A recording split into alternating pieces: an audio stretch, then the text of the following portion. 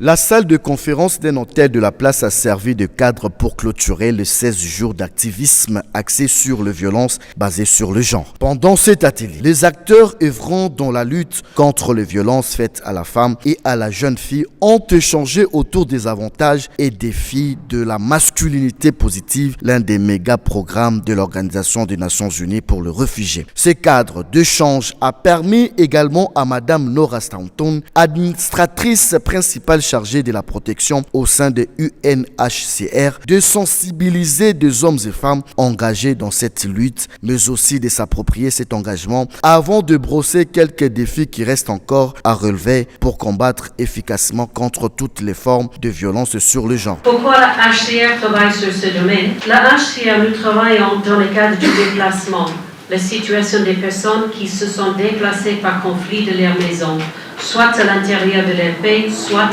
qui ont traversé une frontière. Et ce qu'on voit, c'est que pour les personnes qui sont déjà déplacées par des raisons de conflit, ils ont non pas seulement à faire face à beaucoup de défis par rapport à leur déplacement, mais si aussi en sein de la famille ou de la communauté,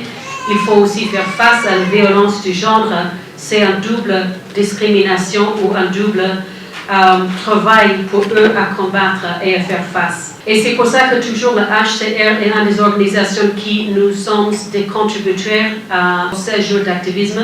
parce qu'on voit que la violence en base au genre, c'est quelque chose qui impacte sur les personnes avec lesquelles et les communautés dans lesquelles nous travaillons. Des échanges d'expériences ont permis aussi aux participants d'évaluer l'importance du soutien de l'homme à la femme et à identifier quelques problèmes étant à la base du blocage du processus de protection de la femme et de la jeune fille dans leurs communautés respectives. Saisissant de l'occasion, les participants ont émis le vœu de s'approprier également cette campagne en appelant à d'autres hommes de s'associer en eux afin de protéger le genre sujet de plusieurs formes d'agression. On a vraiment beaucoup profité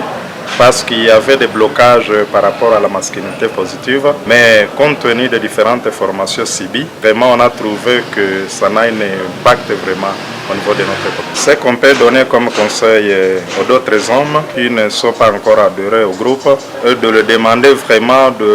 d'essayer de s'approcher à notre groupe pour qu'ils puissent en profiter aussi davantage et puiser ce que nous autres aussi avons puisé par rapport à tout ce qu'on a subi comme formation. Ils sont déjà convaincus que dans les ménages, il faut s'entraider mutuellement. Les avantages, d'abord, il y a aussi l'augmentation des revenus car il y a moins de gaspillage des ressources des ménages. Ça pourrait être l'idéal que tous les hommes vraiment essaient d'approcher la masculinité positive parce que ce sont des pratiques qui nous aident vraiment à un développement intégral et à un développement aussi de notre communauté, pourquoi pas de notre famille. Signalant que plusieurs défis qui enfreignent le processus de protection de la femme ont été documentés par les participants, notamment la coutume et la religion.